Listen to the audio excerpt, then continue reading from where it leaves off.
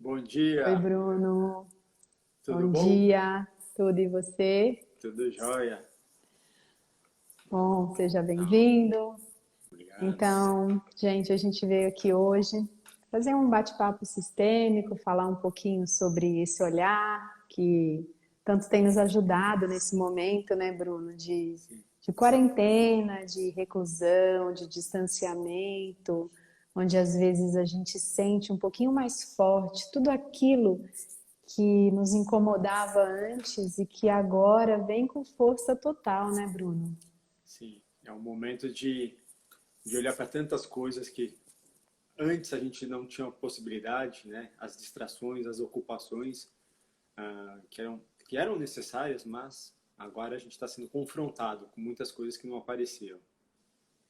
Sim, e o quanto que a gente agora se permite, né? Hoje eu escrevi um pouco sobre isso, o quanto que a gente às vezes não diz um sim para as nossas questões, para a gente, para olhar aquilo que está incomodando, né? O quanto que no dia a dia, no cuidado com os outros, a gente acaba dizendo não para a gente sem perceber. É um não que a gente não tem consciência, né, Bruno? Sim.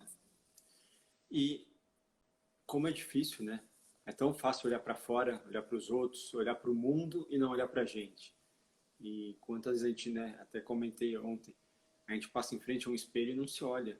Simplesmente não se olha. A gente olha o externo. Ah, o cabelo está arrumado, o rosto está limpo, mas e o interno, né? Em que momento que a gente se dá ou se permite ir para dentro, olhar internamente o que está atuando aqui, o que é ser visto, olhado, sentido E na nesse nossa momento vida. onde que a gente às vezes acumula tantas funções, né? Professores dos nossos filhos, cozinheiros, arrumando a casa, às vezes dando um apoio para alguns amigos, a gente muitas vezes está nesse piloto automático e às vezes a gente sente um sintoma, às vezes uma tristeza, às vezes algo que a gente não entende direito, mas por estar nesse modo automático e por estar correndo para atender tantas outras demandas, quantas vezes a gente não para e não se permite, porque isso é se permitir, que sejam 10 minutos no dia, que seja o tempo que a gente puder dispor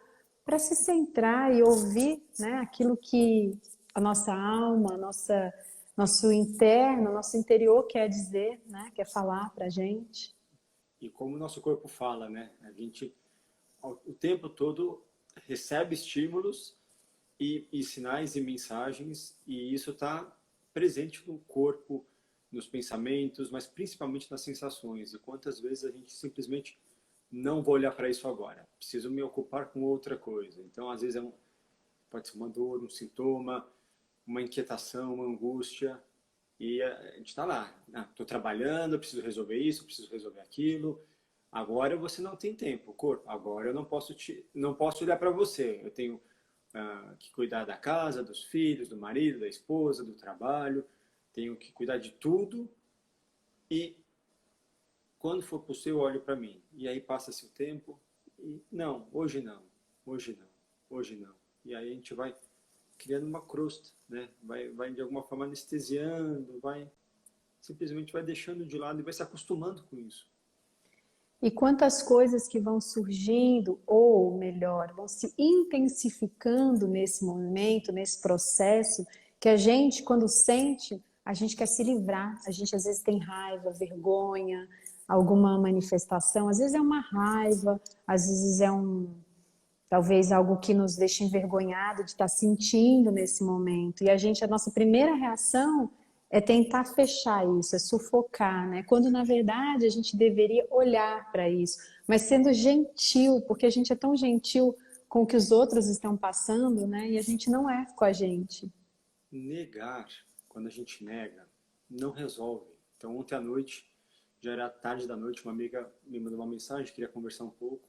Eu falei para ela, olha, o primeiro passo é você reconhecer. Primeiro, reconhecer a nossa fragilidade, a nossa humanidade, a nossa vulnerabilidade. Então, ela estava com uma questão de relacionamento. E eu falei para ela, eu falei assim, primeiro é você admitir que está com raiva. Né? Não é querer se livrar dessa relação, não é isso, mas tá, estou com raiva. Então, esse é o primeiro passo. E a gente saber que nós podemos, sim, sentir raiva, ter tantas sensações, e isso não se trata de, eu não posso isso, eu não posso aquilo, mas entrar em contato. O que está por trás dessa raiva? Que é um sentimento muitas vezes secundário, né? Que dor é essa que eu estou acessando e não quero entrar em contato? Então eu coloco a raiva na frente. E Sim, como é importante entrar em contato com as nossas sensações, não abrir mão, não negligenciar aquilo que o nosso corpo está gritando o tempo todo para sim. a gente ver. E muitas vezes isso acaba se tornando uma tristeza profunda quando não é olhado, às vezes gera um quadro depressivo. Eu tenho recebido muitas mensagens e tenho conhecido muitos casos de pessoas que ou já eram depressivas ou se tornaram durante esse período. E, claro, é muito importante seguir um tratamento, ir ao médico, falar, fazer uma consulta online, mas a gente também pode trazer para vocês um olhar sistêmico que é muito importante nesses casos, que é justamente a gente tomar os nossos pais. A gente entende, com o olhar do Bert, com o olhar da constelação, que muito do que a gente sente de desconexão com a vida, de ausência de força, de energia, de tristeza, tem a ver com isso. E o que é esse tomar os nossos pais? É olhar para eles e aceitar exatamente como eles são, sem um porém, um julgamento, um senão. Isso não é fácil, de maneira nenhuma. Mas isso traz para a gente uma força inimaginável, porque quando a gente aceita e para de lutar com a vida, lutar com os pais que nós recebemos, lutar com o nosso destino, aceita, é como se a gente tomasse responsabilidade por ele, a gente se empoderasse de tudo que vem. Então é olhar para esses pais e dizer: vocês são os pais certos para mim. E eu sou muito grata pelo que vocês podem me dar e especialmente por tudo aquilo que vocês não podem me dar, porque é exatamente o que vocês não puderam me dar que me fez tão forte, ou que me trouxe às vezes uma resiliência, uma persistência, outras qualidades que trazem, né, Bruno? Sim, sim. Quando eu falo em depressão, eu lembro de uma frase já há muito tempo que eu ouvi, que a depressão é quando a gente está preso ao passado, preso a algo que aconteceu na nossa história e não solta. Quando eu tomei consciência do olhar sistêmico e ampliei o olhar sobre como a depressão ela atua, qual a nossa dificuldade, ou qual a dificuldade da pessoa de ter esse olhar mais amplo em relação aos pais? Né? Muitas vezes a criança segue no movimento de negação, de rejeição, de cobrança, mas a gente está falando às vezes de um adulto, uma adulta de 30, 40, 50 anos, mas a criança ainda está lá, negando, não aceitando, achando que não foi suficiente. E como a gente começa a olhar, eu estou olhando para o que faltou e estou simplesmente desprezando aquilo que foi possível. E quando a gente começa a ver a riqueza naquilo que foi dado, nos detalhes, isso traz um conforto. Porque, sim, se a gente está hoje aqui, se a gente sobreviveu, é porque teve o mínimo necessário, senão não teríamos sobrevivido. E Sim. aquilo que os pais nos deram é o que estava disponível. Eu não posso exigir do meu pai e da minha mãe algo que eles não têm. E quem sou eu para exigir? É como a gente diz, né? E até ontem eu escutei durante uma aula, o rio ele corre para o mar, ele desce a montanha, o rio não sobe a montanha. Então, quem sou eu para querer fazer o caminho inverso ou inverter esse fluxo? É dos pais para os filhos.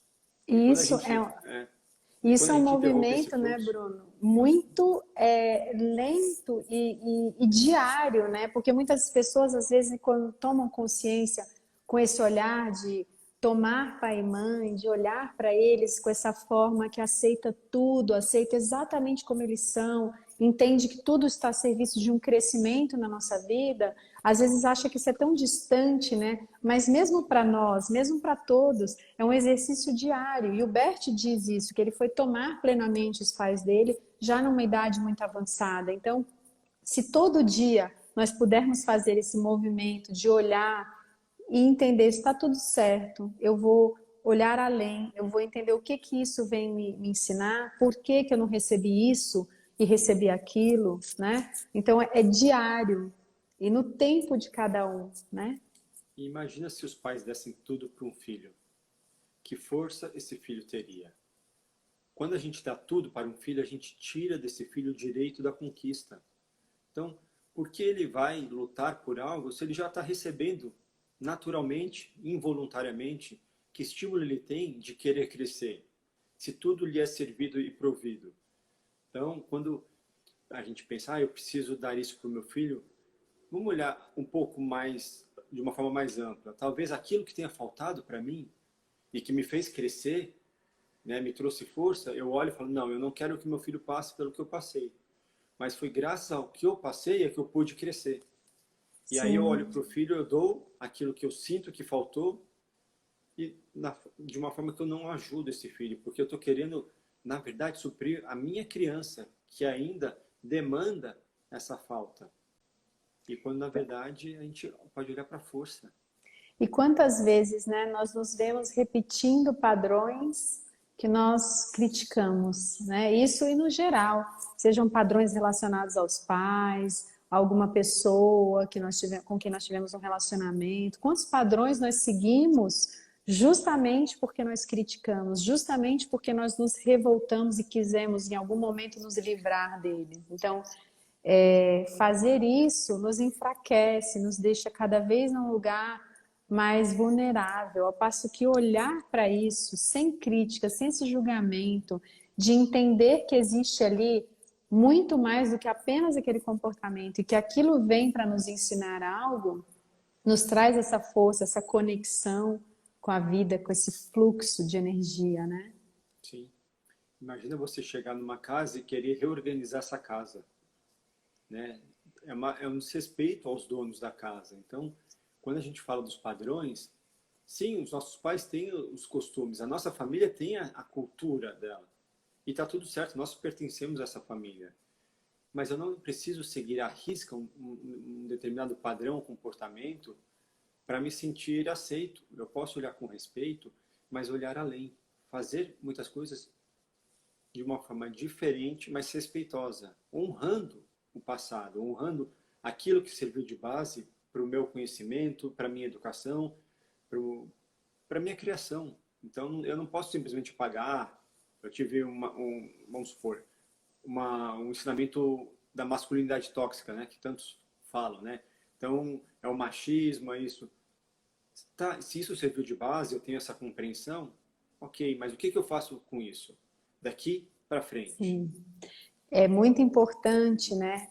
Para mim, o divisor de águas desse olhar sistêmico, desse caminho, é que ao tomar conhecimento de uma dinâmica oculta, nós temos a possibilidade de transformá-la. Então, sim, ao tomar conhecimento de que foi isso o que você recebeu até hoje, que o seu sistema passou, você pode, com amor e respeito, com gratidão por tudo que isso até hoje te trouxe, mudar, transformar e escolher fazer algo diferente, dar um passo diferente, mas sempre saindo dessa posição de vítima, né? Porque muitas vezes, em vários momentos da vida, a gente se vitimiza, a gente fala, eu sou assim porque o meu pai fez assim comigo, ou eu sou assim porque minha mãe fez alguma coisa, ou porque eu tive uma história difícil. Sim, é importante a gente saber o que aconteceu até hoje, mas o que fazemos com isso? Eu acho que esse é o grande salto desse olhar sistêmico. A gente pode sim transformar através do quê? Desse olhar que amplia, desse olhar que olha o outro com tudo o que ele tem. O que Bruno, me você chamou a me... atenção, né, no olhar, sim, é, é esse olhar de não julgar.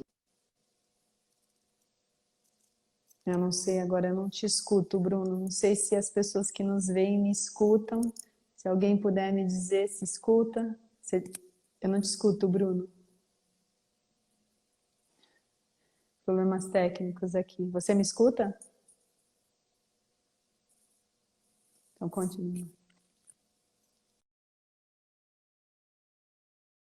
Quem puder dizer se está escutando.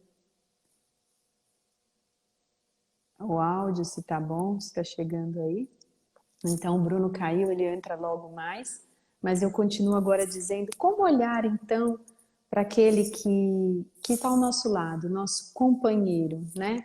Como olhar para essa pessoa nessa convivência tão estreita que agora está trazendo tantas questões, né? Como olhar para esse companheiro com esse olhar sistêmico, né? Primeira coisa é olhar para esse companheiro e enxergar atrás dele o sistema dele.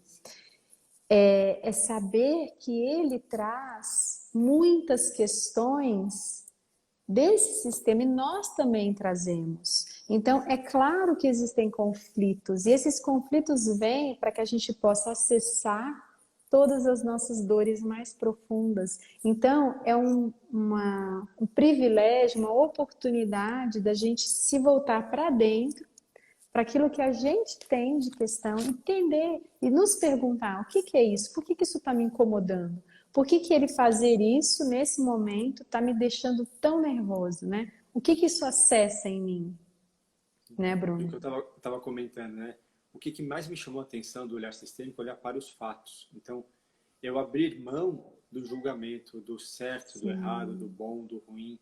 Simplesmente eu olho para aquilo que se apresenta e quando a gente amplia o olhar, o que está além daquela situação? Então a gente falou de depressão. Na minha família a gente viveu um caso muito recente de depressão que teve um final triste e trágico. E como ampliar o nosso olhar para tudo isso?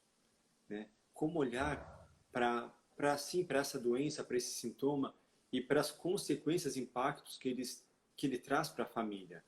Então, quando alguém desenvolve de alguma forma, trazendo aqui a depressão, não é só ela que está doente, mas é todo um sistema familiar que de alguma forma também adoeceu.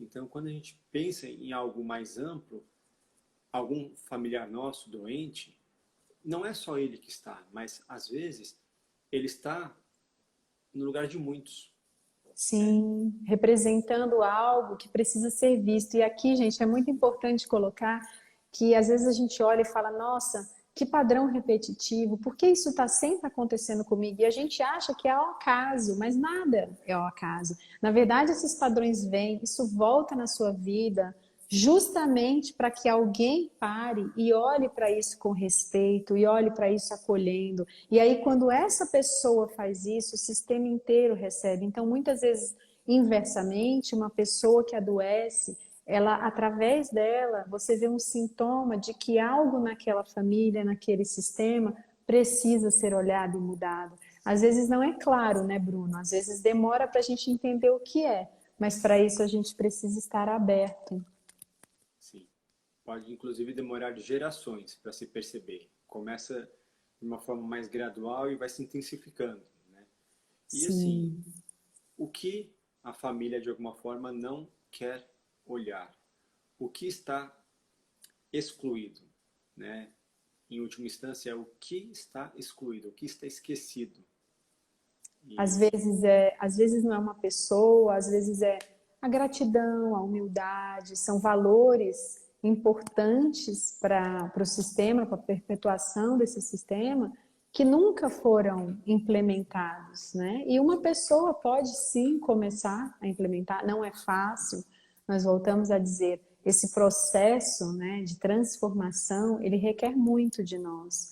Às vezes ele requer algo que nesse momento a gente nem consegue, então a gente vai dando um passinho por vez, até que chegue um momento do nosso tempo de conseguir realmente transformar.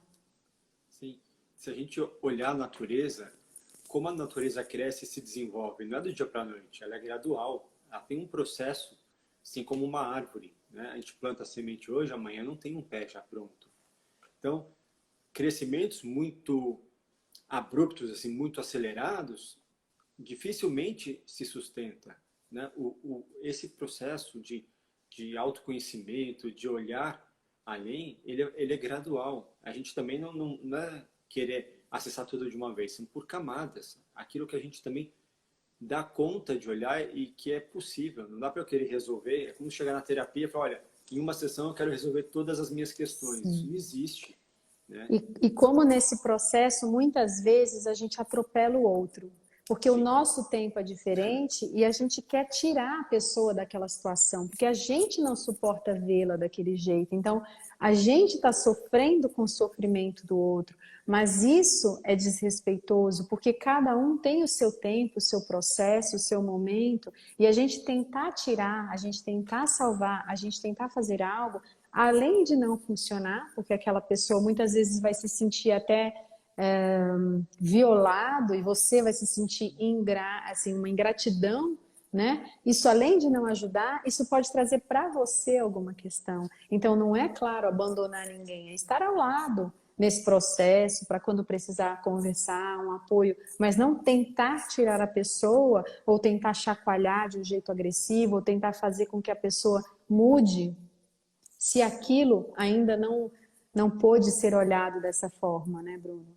É o nosso olhar. Então, como a gente comentou um pouco mais cedo, o meu olhar influencia o outro. Então, assim, não me cabe querer modificar a forma do outro agir ou pensar. Mas se eu mudo o meu olhar sobre essa pessoa ela pode, de alguma forma, despertar com esse meu novo olhar. Então, se eu vejo uma pessoa numa situação muito difícil, o que ajuda mais?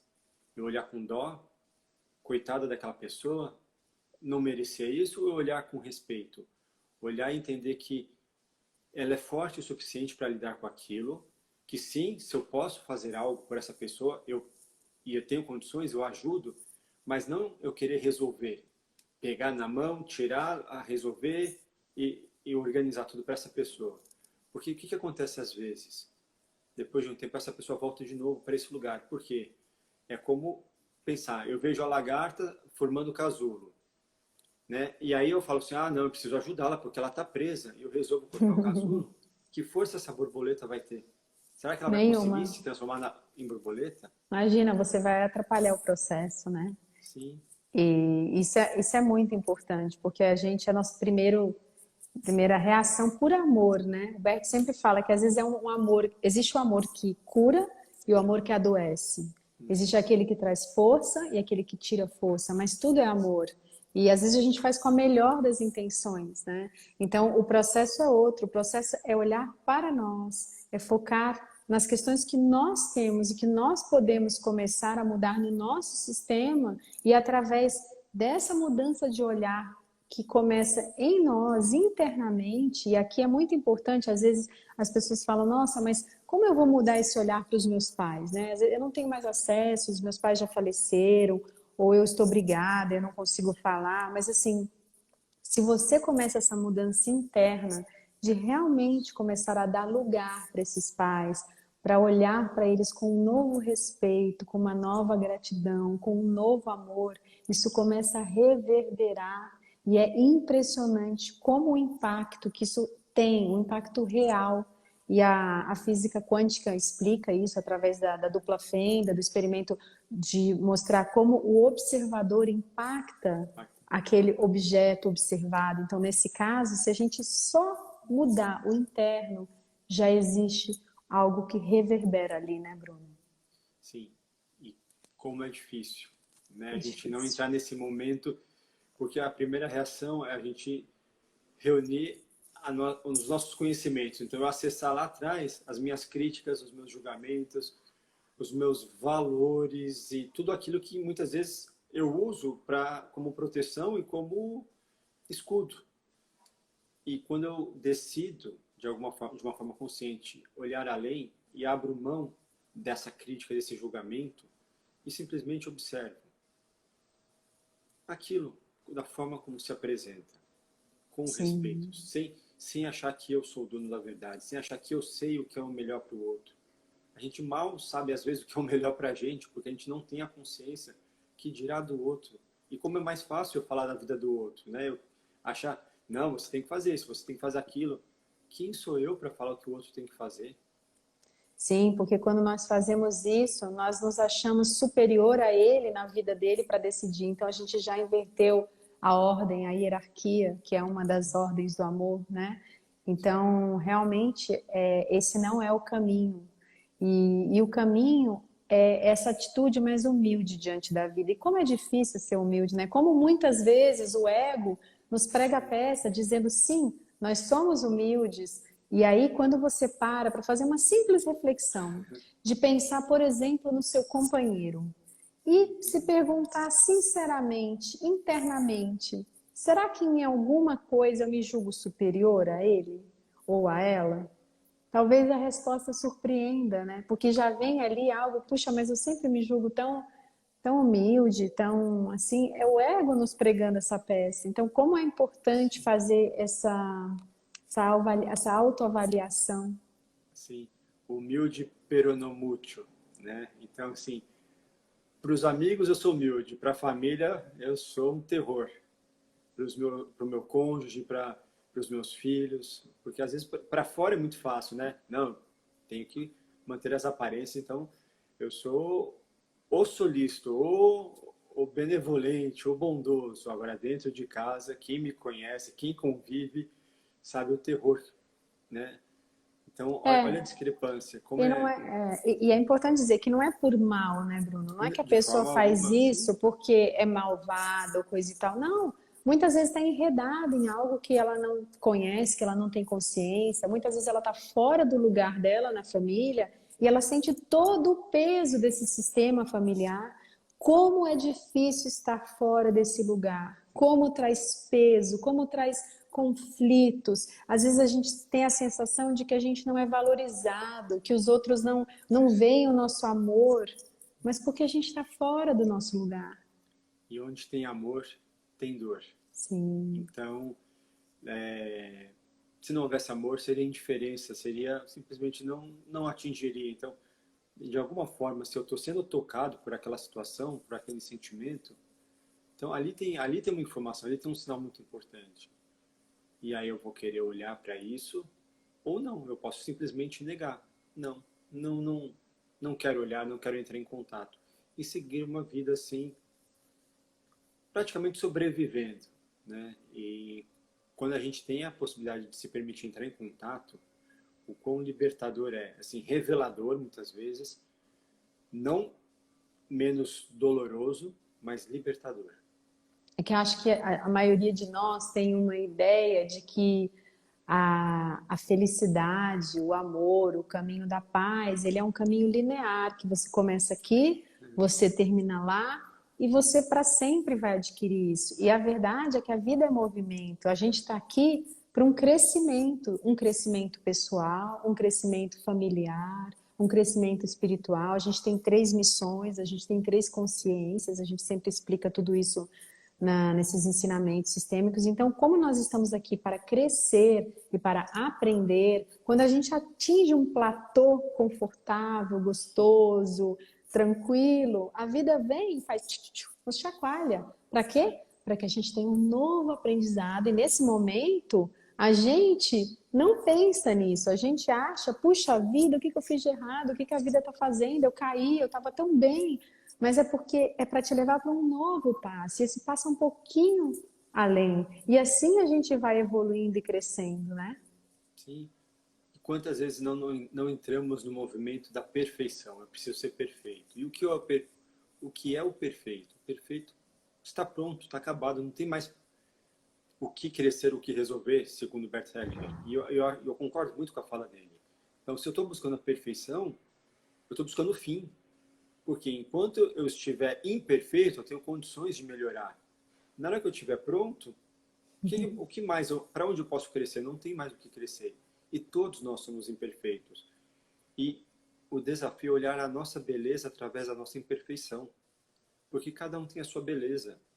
E cada um pode, se assim desejar, se moldar. A gente não é um quadrado que não possa se tornar um círculo, por exemplo, uma bola, né, para se movimentar. Então, desde que eu assinta, que eu concorde com isso. E às vezes, esse processo de lapidação do meu quadrado vai doer, sim, não vai ser fácil, mas uma vez que eu me torno redondo, o quanto que eu não posso fluir muito mais fácil, né? Muito Sim. mais harmonioso, muito mais pleno. E cada um tem o seu processo, né? Nós todos Sim, aqui temos que respeitar o nosso tempo e o nosso processo. E cada um tem o seu. Então, às vezes, como eu vi aqui que comentaram, a perda, o luto, né?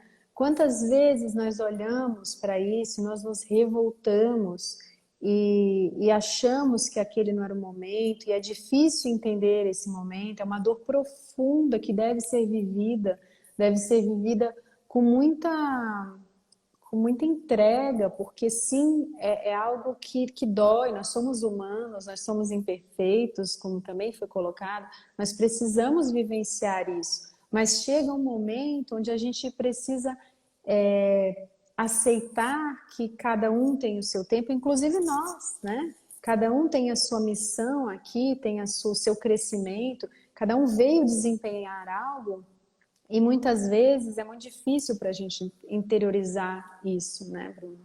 Eu vim do mundo corporativo e às vezes eu me comparava com colegas que entraram na mesma época e tiveram um avanço na carreira muito mais rápido do que eu. E o quanto eu não me criticava, e o quanto eu não buscava aquilo, só que aquilo não estava em ressonância comigo. Eu queria seguir o caminho dos outros. Eu não estava olhando para mim, eu estava olhando para os outros. Então, pô, mas o meu colega recebeu a promoção que eu não recebi, então eu preciso correr atrás da promoção. E nisso eu fui me distanciando. Quem é o Bruno? Quem sou eu, né? Cadê a minha essência? Até que eu entrei nesse processo de poder olhar, entrar em contato e perceber que a minha essência naquele momento não estava ali, naquela empresa. Mas eu sou muito grato por tudo aquilo que eu aprendi e recebi. Mas o meu caminho não era mais aquele. Mas ele foi necessário ser percorrido para que eu chegasse onde eu estou hoje, aqui nesse momento. Né?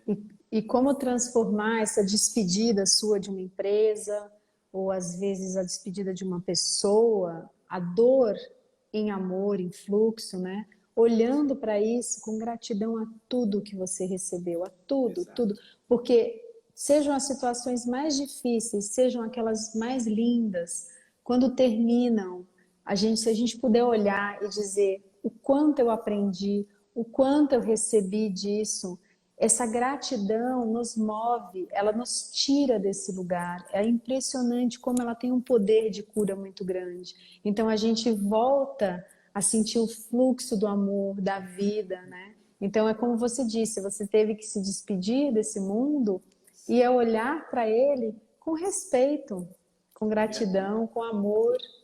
Por tudo que me proporcionou, pelos aprendizados, pelos recursos financeiros, pelos amigos, pelas dificuldades, porque me colocou em movimento. Se eu tivesse ficado lá acomodado, não sei onde eu estaria hoje, mas certamente não estaria aqui, não dessa forma. Então, e também não tem como a gente saber, mas se eu tivesse feito isso, o ser, né, ele não, a gente não tem garantia nenhuma. E algumas despedidas, a gente não tem muito, especialmente quando é uma morte, um falecimento, a gente não tem muito como se antecipar ou fazer algo. Mas na vida a gente está sempre precisando se despedir, né, Bruno? Às vezes é de uma carreira, às vezes é de uma profissão, às vezes é de uma religião, de um grupo de amigos. A gente constantemente nesse nosso crescimento, nesse nosso caminhar, a gente se vê obrigado a se despedir aquilo que não está mais alinhado com a nossa essência, com a nossa alma, com as nossas missões, né? E como fazer isso de uma forma saudável para que esse vínculo que existia não fique se perpetuando através da dor, do rancor, da mágoa, né? Como é importante fazer isso dessa forma como você colocou, com gratidão a tudo que você aprendeu por daquela pessoa, daquela empresa, do que quer que seja, para que você tenha essa força deles, para que você possa seguir bem no próximo caminho. Reconhecimento, respeito, gratidão e não negar. Então, sim, eu fui demitido, então eu estou com raiva da empresa. Então eu começo a entrar na negação. Não, isso é injusto, isso não é justo, é um absurdo, depois de tudo que eu fiz pela empresa. Calma, calma. Né? Olhe além do que isso pode te proporcionar. Sim, Então, e a Fernanda comenta, né, que ela aprendeu tanto que levará para sempre consigo essa pessoa, esse relacionamento.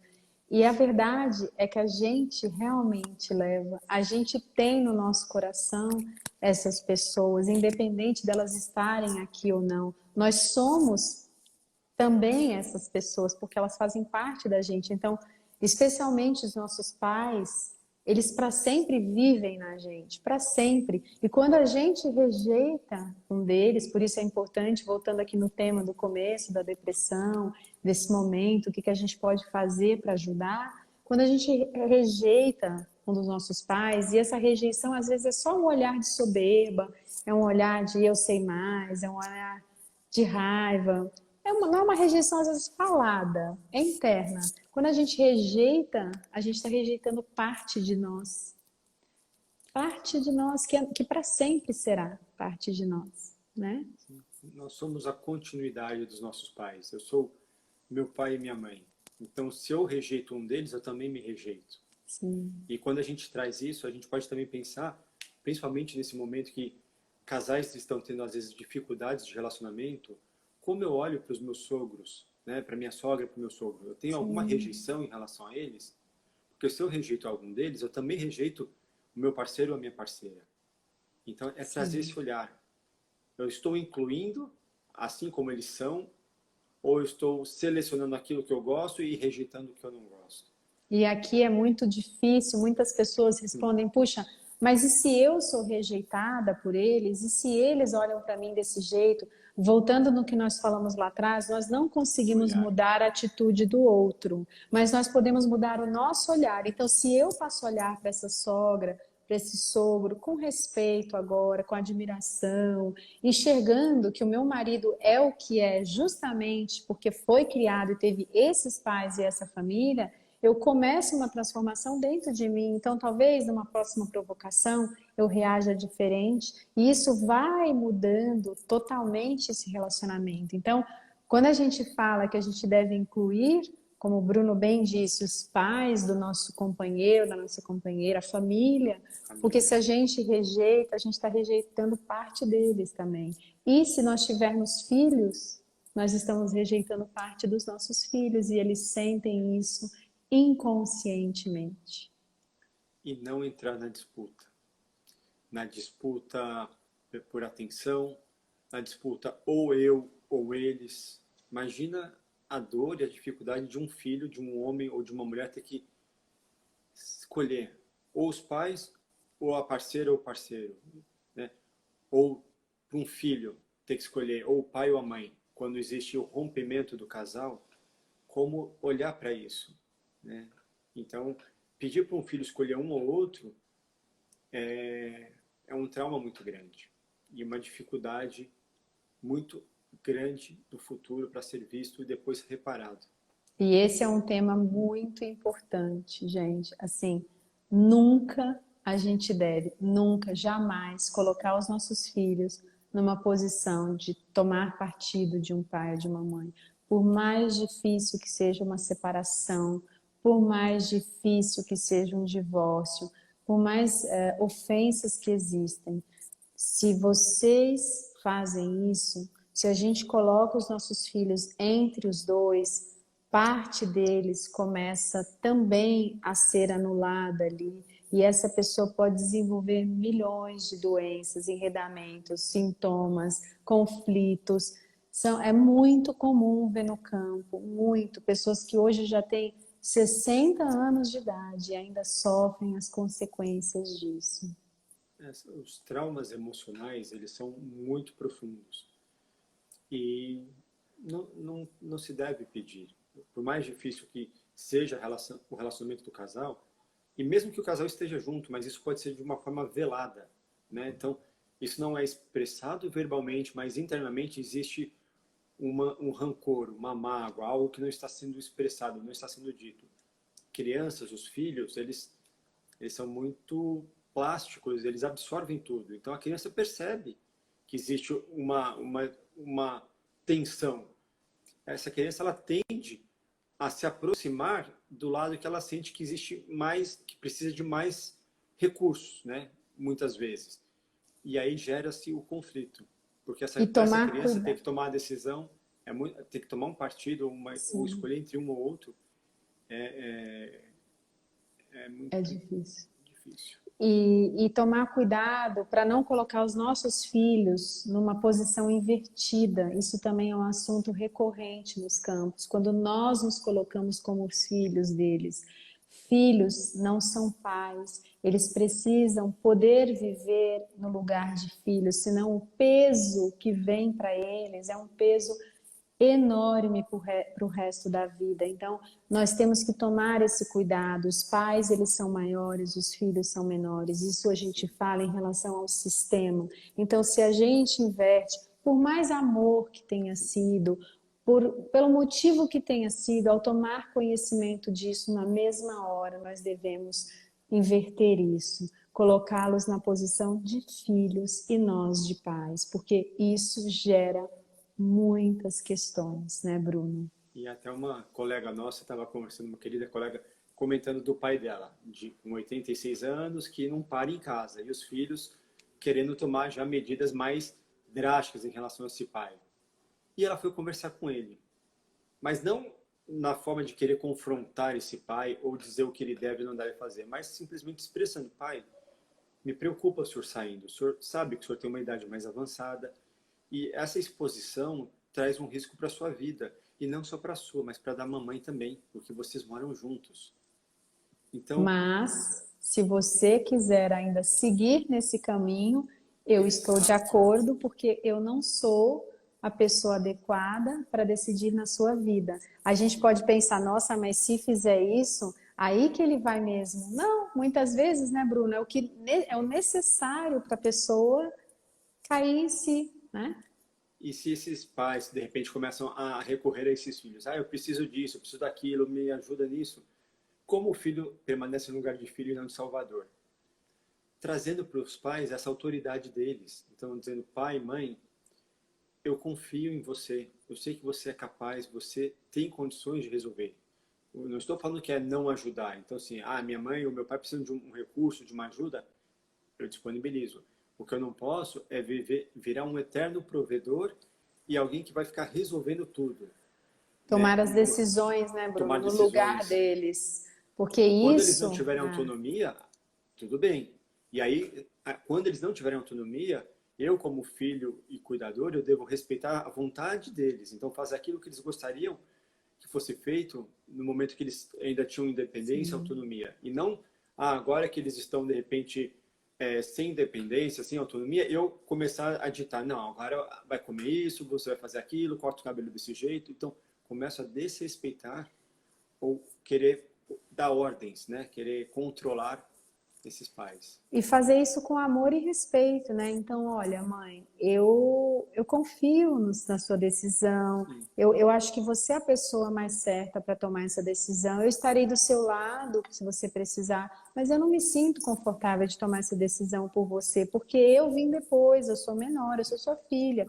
Então, é fazer isso de uma forma humilde, amorosa e carinhosa. E pode parecer, num primeiro momento, porque vai ter um conflito, talvez a mãe se sinta um pouco abandonada, entristecida, por mais amor que a gente faça, mas essa mãe ganha força. Essa mãe que estava num papel enfraquecido, que não conseguia tomar uma decisão, que precisava se apoiar, ela começa a se ver através desse olhar da filha e ter força e ganhar força, porque esse olhar que tem respeito e que assegura a ela que ela é a pessoa mais certa para tomar essa decisão, entra de alguma forma nela e traz essa força, né, Bruno? Eu lembro de um exemplo que uma professora, Ana Wagner, uma russa, que ela trouxe, né, durante um curso. Ela falou assim: a filha chegou, a mãe chegou para a filha: filha, qual vestido você prefere, o azul ou o verde? E a filha poderia simplesmente ter escolhido um e resolvido ali, mas a filha resolveu falar: qual a senhora se sente melhor? A senhora fica bem nos dois, mas qual a senhora gosta mais? E a mãe parou para pensar: eu acho que eu gosto mais do verde. Eu falei assim: então, né, escolha o que a senhora se sente melhor. Sim. E a mãe ficou tão feliz, porque é um gesto simples, mas ela, quando ela percebe que ela tomou a decisão e não foi simplesmente recebido, que ela é capaz de escolher. Nós somos capazes de escolher. Né? É se permitir. E eu tenho visto comentários aqui de muitas pessoas que se encontraram nesse lugar, que tomaram consciência de que realmente estavam nesse lugar invertido, que a gente chama de parentalização, né? Então, o filho, ele muitas vezes toma o lugar dos pais, não porque ele tome, mas porque ele é colocado ali pelos pais. Isso, por exemplo, acontece muito quando esse pai, essa mãe perde os pais deles muito novo. Então, ele coloca esse filho quase que no lugar desse pai e dessa mãe. Então, como lidar com isso, né? A partir do momento que você tem essa consciência, você sabe o peso que isso traz, as grandes questões que trazem não só para você, mas para esses pais, você pode começar a ir mudando isso aos pouquinhos, um passo por vez, mas é importante mudar isso, é importante estar no lugar de filha, e um lugar que é menor, não no sentido de você se sentir inferior, mas é um lugar onde você olha para esses pais com muito respeito, com muita humildade, com muita gratidão, sabendo que eles chegaram antes desse sistema e por isso eles sabem mais desse sistema, eles podem agir e tomar certas atitudes em relação a esse sistema que você não pode, porque você chegou depois. Então não é uma sabedoria, como alguns costumam perguntar, puxa, mas eu tenho mais estudo que os meus pais, eu tenho mais cultura, mas para os efeitos sistêmicos, ainda assim, os seus pais são maiores, eles sabem mais do sistema, você tem que se colocar nessa posição. E eu vou dizer, pode ser difícil, mas a hora que a gente consegue, é libertador, é transformador, é quase como se reconectar com a vida, com a tomada, se existisse uma tomada da vida, a hora que você consegue estar no seu lugar, olhando os seus pais dessa forma, é como plugar nessa tomada e volta a energia, o fluxo, a conexão, o amor e tudo mais, né, Bruno? E é um desafio. Não é fácil. Não é fácil, porque vão vir questionamentos, cobranças, inseguranças, dores, muitas vezes dores das crianças, da criança em si. Mas é possível. É fácil, mas não é simples, né? Então, assim, não é algo que acontece do dia para a noite, é um processo. E quando, igual você comentou, quando a gente pode, de alguma forma, se plugar, aí a gente se reenergiza e se empodera. E se de repente eu tive uma infância realmente difícil, que me faltou muitas coisas, mas eu estou aqui, vivo, saudável, trabalhando, eu ainda vou ficar preso a essa memória ou eu vou olhar para frente e reconhecer que realmente foi difícil, não posso e não tenho como mudar o passado, mas eu posso olhar daqui para frente. Então, é se permitir e perceber que nós temos a nossa coparticipação. Tem coisas que eu não tenho plena responsabilidade, nem o outro. Eu tenho coparticipação, então eu posso aceitar ou não. Ficar nesse lugar de coitadinho para o resto de uma vida, ou tomar a dianteira e reconhecer, realmente foi difícil, não tenho o que fazer, faz parte da minha história, e eu assinto, eu fico de acordo, por mais doloroso que seja, que foi assim, mas daqui para frente eu faço diferente, eu me permito fazer diferente, respeitando o antes, não rejeitando, não criticando, não julgando. Simplesmente, se eu não me sinto bem daquela forma, eu me permito fazer diferente. Porque também se nós não fazemos diferente, se nós, ao tomarmos conhecimento de tudo isso, de todas essas dinâmicas, do papel que nós estamos desempenhando, às vezes no lugar errado, o que vai acontecer? Os nossos filhos farão da mesma forma. Tudo irá se repetir. Esses padrões repetitivos, eles só são modificados quando a gente realmente consegue olhar de outro jeito, sair da vitimização, como nós falamos aqui no começo, e tomar a responsabilidade sobre tudo aquilo que nós podemos, né? E a pergunta que eu deixo é, vale a pena ver de novo? Né? Então, e com isso, a gente vai chegando no fim da nossa live. A gente traz esse olhar sistêmico nos nossos workshops. Na véspera do Dia das Mães, no sábado, nós faremos um movimento sem custo, mas precisa de inscrição, para a gente olhar para nossa mãe, para a gente trazer esse olhar sistêmico e talvez chegar no domingo com esse novo olhar, essa nova força vindo da mãe, fluxo do amor. Então, quem sentir o chamado é no simpa.com.br/projeto constelar. Então, se vocês quiserem ou tiverem algum amigo, alguém que vocês acham que iriam se beneficiar com esse olhar, esse novo olhar para a mãe, por favor, convidem. Nós estaremos lá, sábado, às 17 horas. Das 17 às 19, gratuito, inscrição pelo Simpa, eu estou colocando aqui o endereço, e também pela bio, né, dos nossos perfis, dá para Sim, acessar o link. Sim. o link, e pode ser um presente, às vezes, para colegas, para pessoas que não conheçam o olhar sistêmico. A ideia não existe pré-requisito, a gente não se trata de uma aula, não é formação, não é nada disso. É Nada disso. um momento para termos um outro olhar sobre a maternidade, tanto de mães para filhos como dos filhos para mães. Então, todos podem participar, porque sem exceção todos nós somos filhos. Nem todas são mães, mas todos somos filhos. Então é reconectar, né? Talvez se reconectar de uma nova forma. Gratidão por todos que estiveram aqui com a gente, assistindo essa live. Até a próxima. Aos amigos, a minha mãe que está aqui presente. Sim, gratidão, Solange, a todos os colegas. Obrigada. Até de outros países. Gratidão a todos. Um beijo a todos. Obrigada. Gratidão.